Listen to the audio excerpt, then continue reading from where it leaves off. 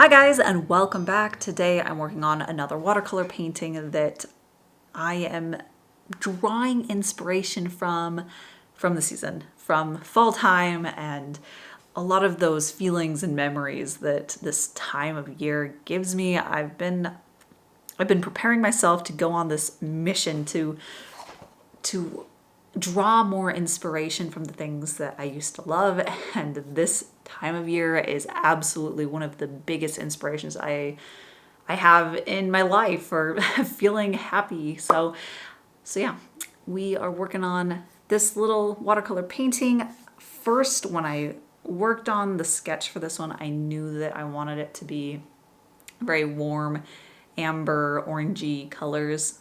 I have been really enjoying artwork that has that in it, and I've been wanting to put that more into my own. I have said for years that I always prefer cool colors, that I always end up working in cool colors, and that I feel a little out of my comfort zone when I end up doing pieces that are more on the warmer spectrum.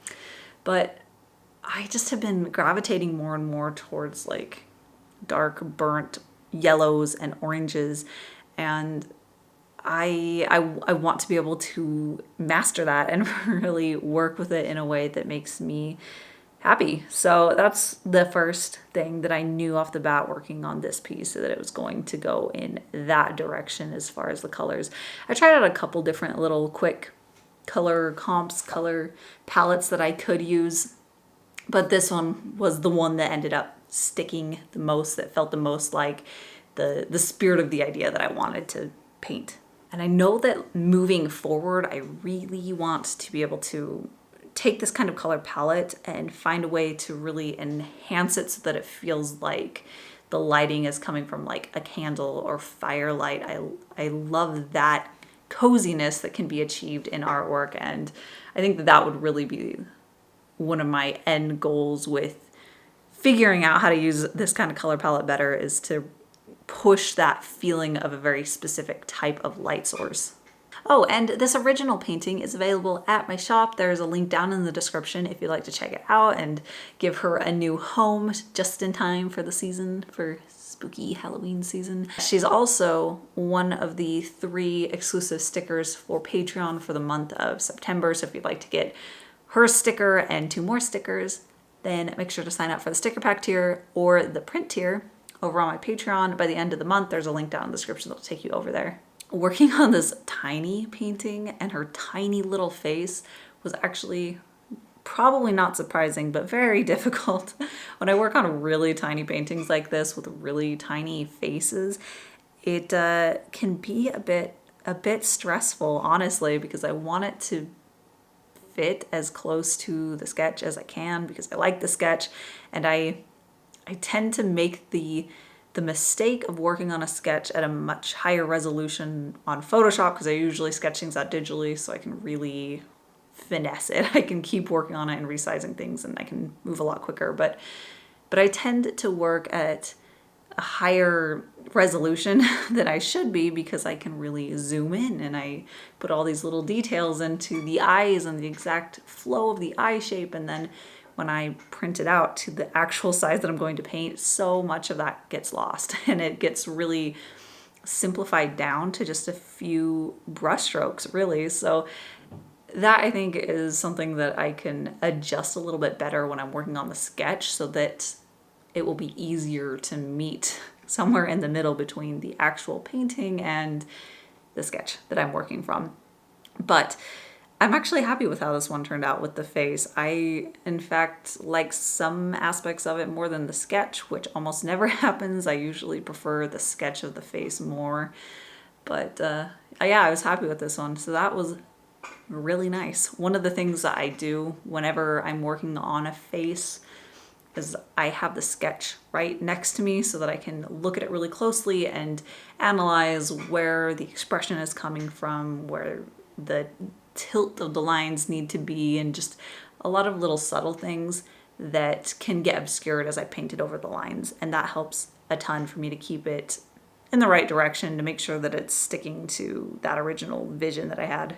I knew right off the bat when I worked on the sketch that I wanted her hair to be really loose and painterly. This was an opportunity for me to really play with the watercolors and play with the actual brush that I was using, since there's a lot of little textural things that I can create with the brushes. And I have some that are just so alive, I guess you could say. They're really such a pleasure to work with. But when I work with really rigid line work and everything needs to fit perfectly within the lines, I don't always get to enjoy some of the spontaneity that can come from the brushes. So I knew that I wanted her hair to almost feel like one mass of hair. It wasn't going to have line work within it, except for just like a little bit of defining details.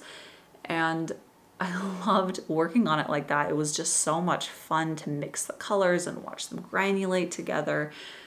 I do wish that I had left it at the first layer of hair and then did some of the little refining line work that I did, but I ended up going in and adding like a second layer for a little bit of dimension and shadow, and I just ended up covering up some of that really rich granulation that was happening in the paint that I had put down first. So that was just a learning experience that I need to look at it and see if adding the next step, just because I'm used to doing that next step, is that really going to make the piece better? In this application, it didn't, and I wish I had left it off, but there's always more opportunities, more paintings in the future. I'll remember that next time for sure. And lately I've been experimenting more with mixing different pigments that I would never have mixed together before. I've been wanting to get more of this granulated richness that you can get from watercolors. I'm trying to let go some of the rigid control that I have with it or want to have with watercolors. And that's one way that I found it's really fun to experiment with how different paints create different textures together and different colors, and it's just really fun and beautiful. With her hair, I mixed this olive green paint that I have and an orange color, and it did some really interesting, fun things. I loved that. And I used the same orange that was the base for the other oranges in this painting so that things would marry together a little bit better. And I did actually end up adding, I think it's an ivory black, to the mixture just a little bit so that it would knock down some of the saturation, so it'd be a little bit more of a subdued color. And I used the same mixture of paints that I used for the pumpkin as I do for her socks. That's just a really easy little tip that you can use to make sure that there is cohesion within your paintings. If you're struggling with that, is to use the same colors repeated throughout the painting so that it ties together and they look really harmonious and they connect really well. You can also actually take the same pigment and mix a little bit of that into every single color, every mixture that you create for a painting, and that also creates a really harmonious look. Or you can create one first wash that's all one color. Like I could have gone into this painting and just painted everything a very soft orange, and then every layer on top of that would have had that orange cast to it.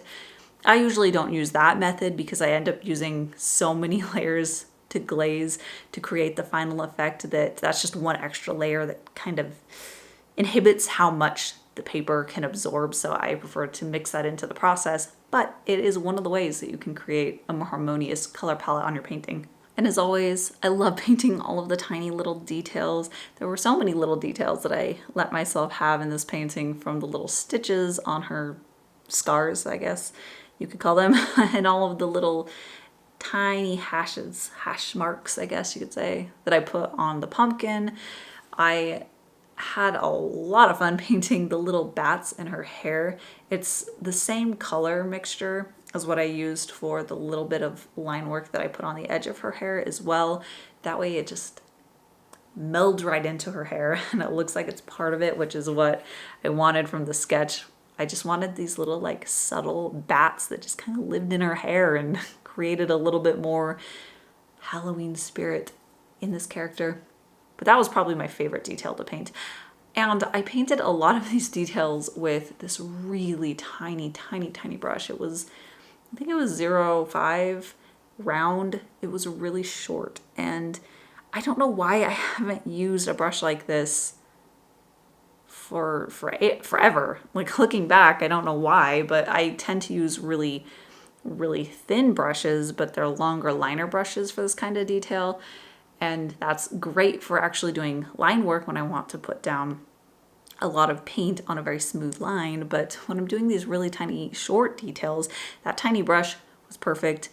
And I need to buy more of them, so I have more of them in stock. I use that one for her eyes too. Usually I use a liner for eyes, and I can struggle with the way that the bristles kind of can flip sometimes a little bit. So working with something that was so short gave me a lot more control over something so small. So yeah, I will get some more of these incredibly tiny brushes and hopefully be able to take care of them well. They tend to wear out very quickly when they're smaller. I learned so much working on this painting, even though it was so tiny. I loved working on it. I loved working on her hair. That was probably my favorite part, was getting those paint mixtures.